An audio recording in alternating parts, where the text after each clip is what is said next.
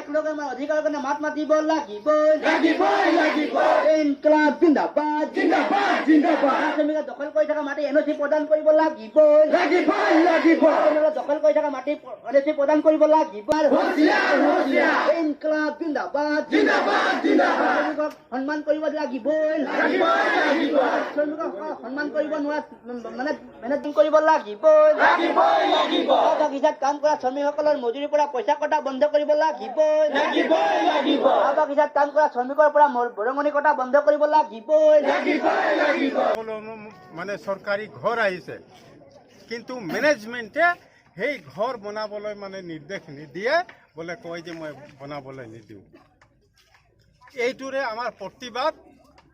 আৰু যিটো মানে দৰমহা যিটো পৰা জানুৱাৰীৰ পৰা জুলাইলৈকে 7 মাহ হয়, 7 মাহৰ পইচা এখেতসকলে দিবলৈ এতিয়ালৈকে মানে ইচ্ছা কৰা নাই।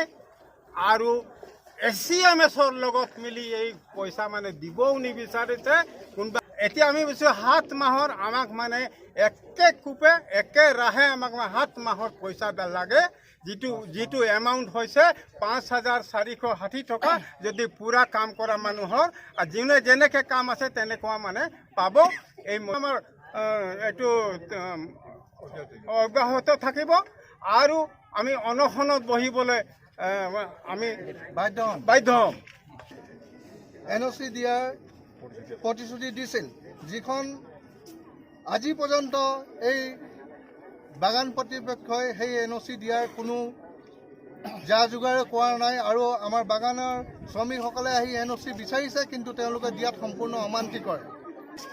আৰু আমাৰ দাবীসমূহ হ'ল চাহ শ্ৰমিকৰ বাৰণি ধন অতি শীঘ্ৰে মুকলি কৰি দিব লাগে। নম্বৰ 1, ভোগ দখল শ্ৰমিক মাটিৰ NOC প্ৰদান কৰিব লাগে। মেডিকেল উন্নত চিকিৎসা প্ৰদান কৰিব লাগে। শ্ৰমিকসকলৰ মজুৰিৰ বেআইনীভাৱে যি চান্দা কৰ্তন কৰে, সেই চান্দা সম্পূৰ্ণৰূপে বন্ধ কৰিব লাগে। শ্ৰমিকসকল নিয়মীয়াভাৱে খৰি যোগান ধৰিব লাগে। আৰু অন্যান্য সা সুবিধা যিবোৰ আছে তেওঁলোকে অতি শীঘ্ৰে প্ৰদান কৰিব লাগে।